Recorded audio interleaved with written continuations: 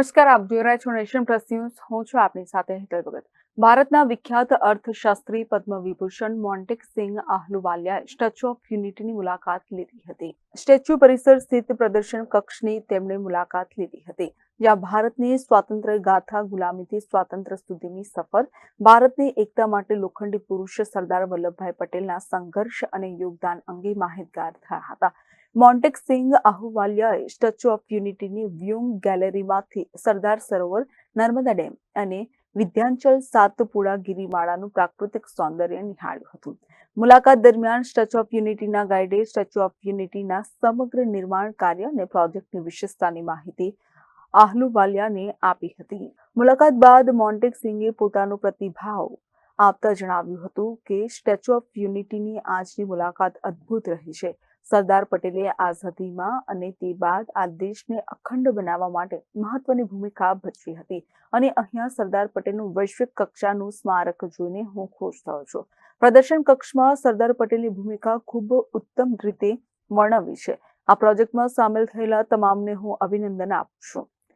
Statue of unity વિસ્તાર વિકાસ અને પ્રવાસન નિયમન સત્તામંડળના નાયબ વન સંરક્ષક અગ્નિશ્વર વ્યાસે મોન્ટેકસિંગ આહલુવાલિયાને સ્ટેચ્યુ ઓફ યુનિટીની પ્રતિકૃતિ અને કોફી ટેબલ બુક ભેટ આપી હતી.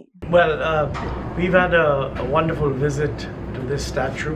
You know, as I wrote in the book, my generation grew up very aware of the enormous role that Sardar Patel played after independence in making this a united country. So it's really nice to see a world-class memorial in his memory. And I particularly want to congratulate L&T for transforming a 30-foot statue into a metal rendering of what I believe is the tallest statue in the world so far.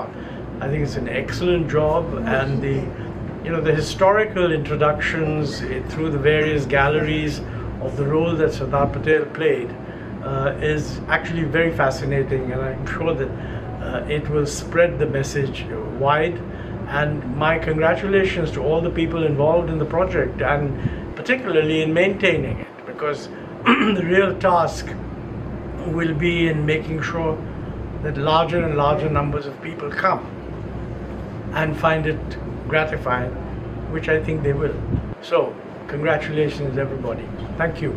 Jyoti Jagtap, nation plus news, Narmada. સમાચારોના સતત update મેળવવા માટે અમારી nation plus ન્યૂઝની YouTube ચેનલને subscribe કરો, bell icon દબાવો અને જોડાયેલા રહો ફેસબુક, ઇન્સ્ટાગ્રામ અને ટ્વિટર પર.